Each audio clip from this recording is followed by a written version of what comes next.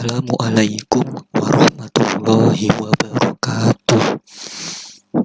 Perkenalkan, nama saya Raffi Hanif Rabbani dari kelas TI 20 ARPL 2 dari kampus Universitas Pelita Bangsa Teknik Informatika. Dan kali ini saya akan mempresentasikan tentang pendekatan pengembangan data warehouse, lanjutan analisis kebutuhan data warehouse.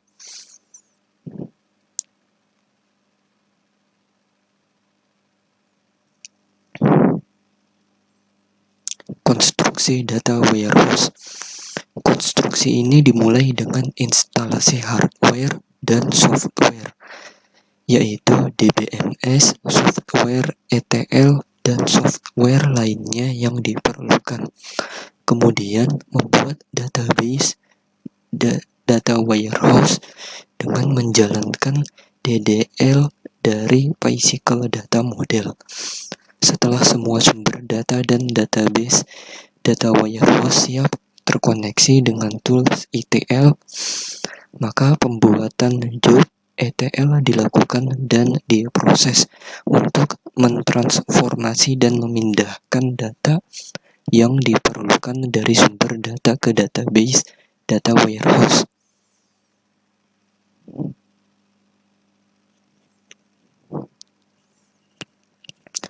Hal-hal yang perlu diperhatikan sebelum mengimplementasikan Physical Data Model. Yang pertama, database partition groups. Yang kedua, buffer pool and table space. Yang ketiga, tables. Yang keempat, indexes. Yang kelima, range partition tables. Yang keenam, multidimensional clustering atau disingkat MDC tables. Yang terakhir, materialized query tables atau disingkat MQT. Database partition groups adalah lapisan logis dari basis data atau logical layer yang memungkinkan pengelompokan satu atau lebih partisi basis data. Adanya database partition groups memungkinkan membagi table space di beberapa partisi. Table space adalah area penyimpanan untuk tabel-tabel di basis data. Buffer pool adalah area memori yang didesain untuk meningkatkan kinerja sistem dengan mengizinkan akses data dari memori dibandingkan dari disk. Tabel adalah struktur logis yang terdiri dari kolom dan baris. Index adalah seperangkat pointer yang digunakan untuk meningkatkan kinerja sistem dan menjamin keunikan data. Tabel pada basis data dapat dibuat partisi menggunakan range partition table dengan menambahkan klausa partition by saat membuat tabel baru. Multidimensional clustering atau disingkat MDC memungkinkan sebuah tabel untuk dikelompokkan secara fisik berdasarkan lebih dari satu kunci atau dimensi secara simultan. Materialized query tables atau MQT adalah tabel yang menyimpan cache hasil query. Ketika query MQT dijalankan kembali, maka basis data akan mengembalikan data dari MQT. Hal ini meningkatkan kinerja query karena data telah tersedia di MQT sebelumnya atau yang disebut cache.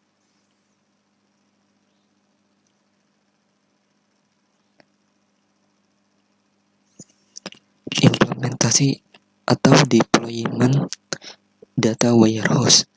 Setelah konstruksi data warehouse telah dilakukan, tahap selanjutnya adalah mengimplementasikan data warehouse pada organisasi atau perusahaan yang disebut deployment. Pada tahap deployment, yang dilakukan adalah load data pada database data warehouse untuk pertama kalinya pada lingkungan bisnis, atau initial data loads, membuat tampilan dashboard yang siap dipakai pengguna data warehouse untuk mendapatkan informasi bisnis, melakukan pengujian user acceptance test atau disingkat UAT, melakukan pelatihan dan pendampingan penggunaan sistem data warehouse, dan menyediakan fitur backup, recovery, dan security.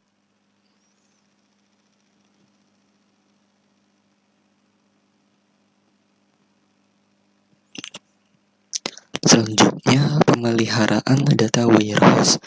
Pada fase ini, yang perlu dilakukan adalah melakukan monitoring terhadap sistem data warehouse yang sedang berjalan, penyesuaian kinerja atau performance tuning basis data secara berkesinambungan, dukungan dan pelatihan terhadap penggunaan sistem data warehouse jika diperlukan, dan pengelolaan sistem data warehouse. Pemeliharaan data warehouse dapat diserahkan kepada Departemen Teknologi Informasi di internal perusahaan setelah kontrak antara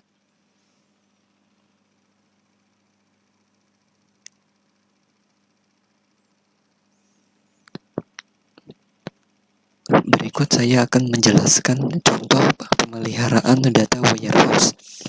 Yang pertama, pemantauan kinerja.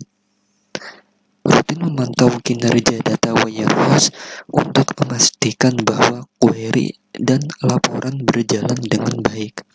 Hal ini dapat melibatkan pemantauan beban CPU, pemantauan penggunaan memori, dan pemantauan waktu respons query. Yang kedua, pencadangan data. Melakukan pencadangan data warehouse secara teratur. Data yang disimpan dalam data warehouse sangat berharga, dan pencadangan diperlukan untuk melindungi data dari kehilangan atau kerusakan. Dan yang ketiga, yaitu pemulihan darurat. Mempersiapkan rencana pemulihan darurat yang mencakup langkah-langkah yang akan diambil jika terjadi kegagalan sistem atau bencana.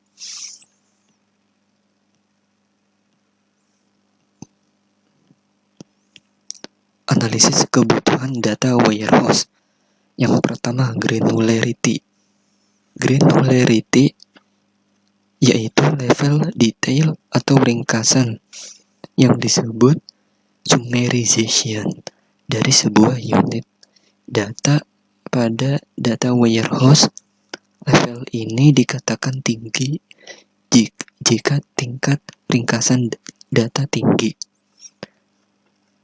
Level granularity dikatakan rendah jika unit data berada pada tingkat unit data yang sangat detail. Contoh pendefinisian level granularity dapat dilihat pada gambar 8, di mana level granularity dikatakan rendah ketika data warehouse menyimpan data detail dari panggilan telepon yang dilakukan seorang pelanggan dalam 1 bulan. Dan level granularity dikatakan tinggi ketika data warehouse menyimpan data ringkasan dari jumlah panggilan telepon yang dilakukan seorang pelanggan dalam 1 bulan.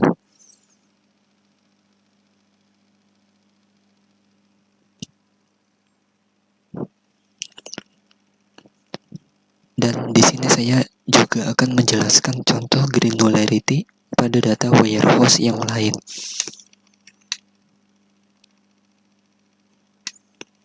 Yang pertama, penjualan harian.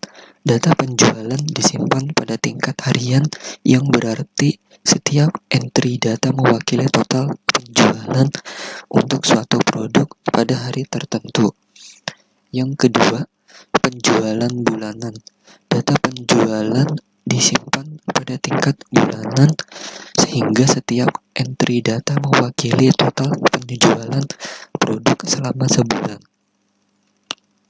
Yang ketiga, penjualan produk per transaksi. Data penjualan mencakup setiap transaksi individu sehingga setiap entry mencatat penjualan tunggal produk dalam suatu transaksi.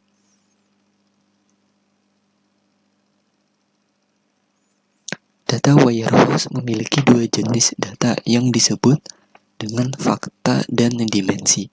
Dua jenis data tersebut pada implementasinya di basis data akan dipisahkan menjadi tabel fakta dan tabel dimensi.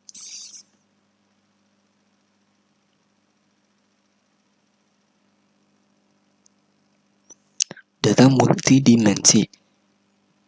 Data warehouse dapat digunakan untuk menganalisis bisnis secara multidimensi. Data ini merupakan data berupa fakta yang dapat dilihat dari berbagai sudut pandang dimensi sehingga dapat menjadi informasi yang berguna untuk bisnis.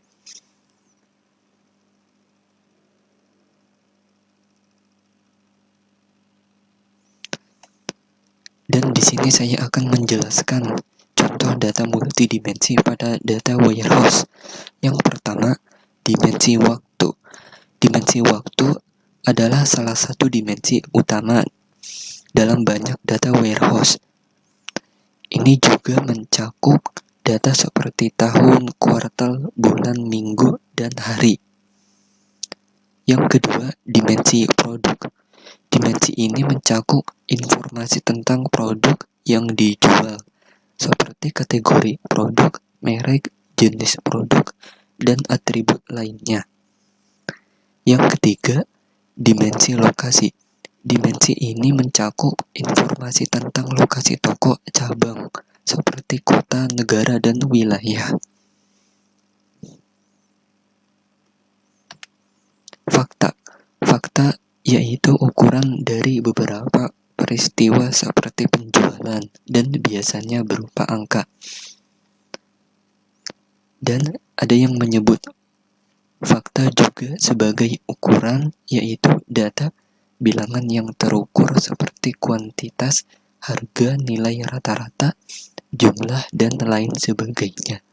Sehingga data fakta pada data warehouse biasanya memiliki tipe data numerik, integer, atau desimal.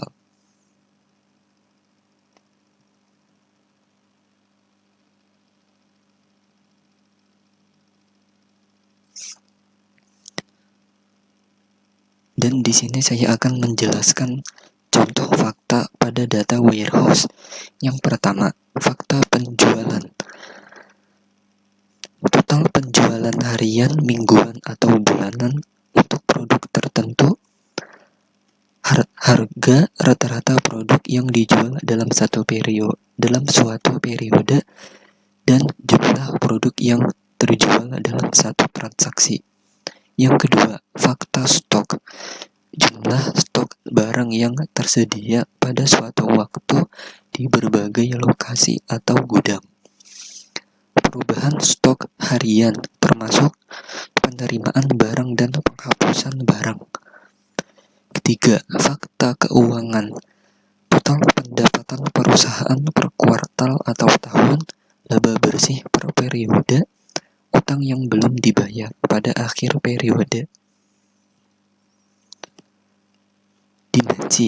Dimensi yaitu kategori yang digunakan untuk mengidentifikasi fakta seperti tanggal, lokasi, dan produk. Dimensi dapat berupa level atau hierarki. Misalnya, dimensi waktu memiliki hierarki dari tahun, bulan, dan tanggal. Hierarki akan disesuaikan dengan kebutuhan analisis data warehouse.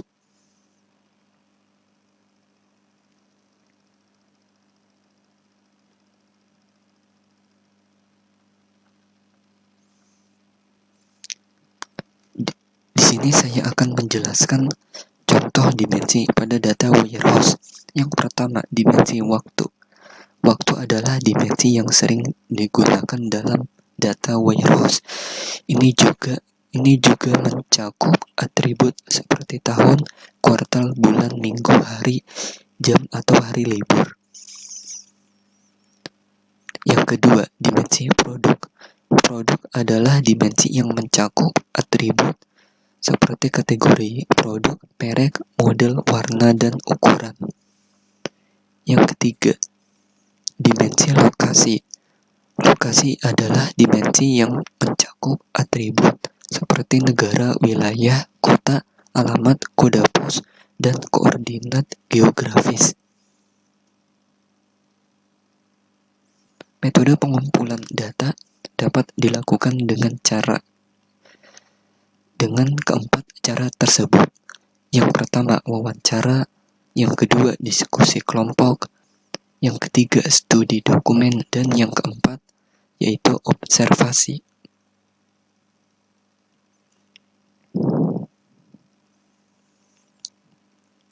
Berikut adalah 4 langkah definisi kebutuhan data warehouse.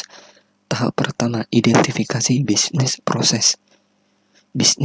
Bisnis ini mewakili aktivitas yang dilakukan oleh organisasi atau bisnis. Bisnis ini biasanya dinyatakan dalam bentuk kata kerja aktif seperti proses bisnis, pemesanan, pembayaran, pengiriman, pengembalian barang, dan sebagainya. Identifikasi dari proses bisnis ini meliputi memahami input, proses, dan output dari bisnis proses yang akan terlibat dalam perencanaan proyek data warehouse.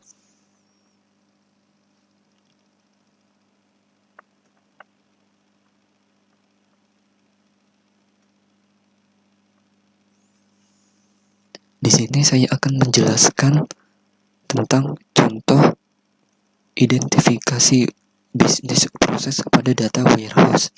Yang pertama, analisis penjualan.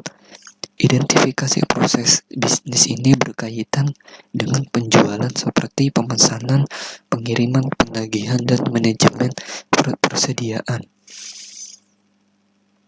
Data yang diperlukan mungkin mencakup informasi penjualan harian stok barang dan laporan pelanggan. Yang kedua, manajemen rantai pasokan. Proses bisnis ini yang melibatkan pengadaan, manajemen persediaan, dan distribusi barang dapat menjadi fokus data yang dibutuhkan, termasuk pesanan pemasok, stok gudang, dan informasi pengiriman. Yang ketiga, pelayanan pelanggan, yaitu seperti permintaan, dukungan, resolusi masalah, dan pengelolaan keluhan. Data pelanggan, riwayat interaksi, dan waktu tanggapan dapat menjadi relevan. Tahap yang kedua, menentukan level granularity atau GRAIN. Setelah memahami proses bisnis sebelumnya yang terlibat pada pengembangan data warehouse, maka tahapan selanjutnya yaitu menentukan level granularity. Menentukan level ini artinya menentukan dengan tepat level setiap dimensi yang mempresentasikan pengukuran fakta. Saya akan menjelaskan contoh level granularity pada kebutuhan data warehouse. Yang pertama, penjualan harian versus penjualan per transaksi. Kita dapat memutuskan apakah ingin menyimpan data penjualan harian yang mencakup total penjualan per produk per hari atau lebih rinci, yaitu data penjualan per transaksi yang mencatat setiap item yang dijual dalam setiap transaksi. Yang kedua, pelanggan per bulan versus pelanggan per hari. Tingkat rinci data pelanggan dapat menjadi bulanan atau jumlah pelanggan yang mendaftar atau berhenti berlangganan per bulan, atau harian yang disebut aktivitas pelanggan per hari. Yang ketiga, persediaan bulanan versus persediaan per jam. Anda bisa memilih untuk melacak persediaan produk pada tingkat bulanan atau tingkat per jam, tergantung pada seberapa sering perubahan stok perlu dimonitoring.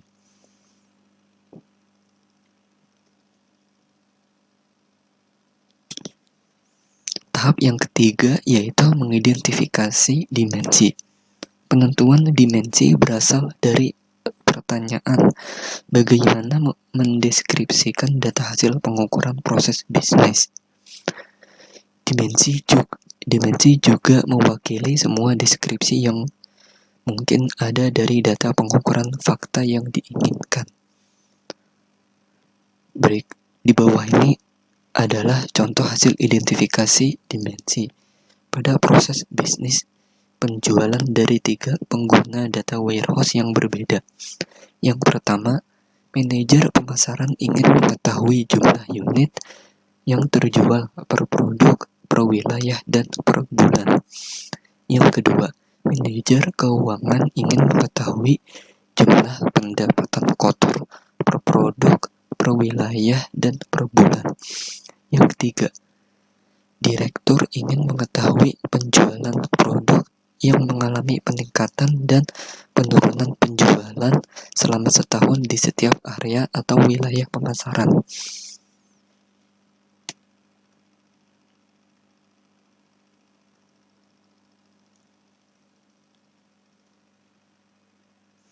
Tahap yang keempat atau yang terakhir yaitu mengidentifikasi fakta. Fakta ditentukan dengan menjawab pertanyaan apakah yang diukur oleh proses bisnis. Stakeholder biasanya tertarik untuk menganalisis metrik kinerja atau performance metrics. Semua kandidat pengukuran fakta harus sesuai dengan grain level pada tahap 2. Fakta biasanya berbentuk angka yang mungkin dilakukan operasi penjumlahan.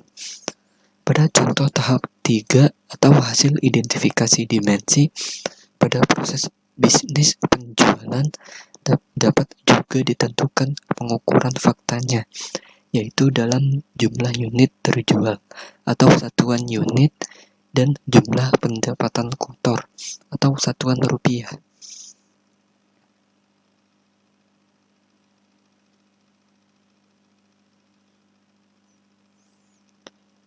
Di sini saya akan menjelaskan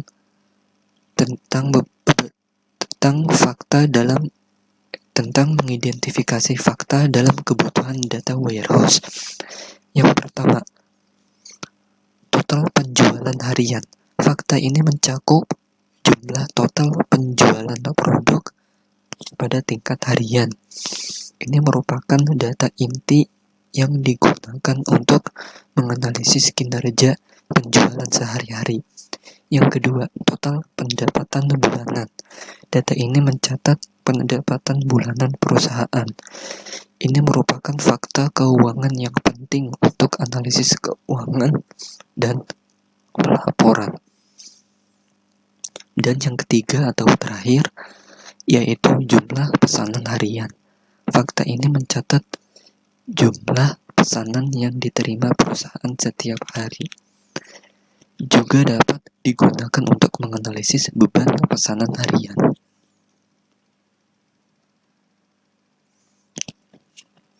Sekian presentasi yang dapat saya sampaikan.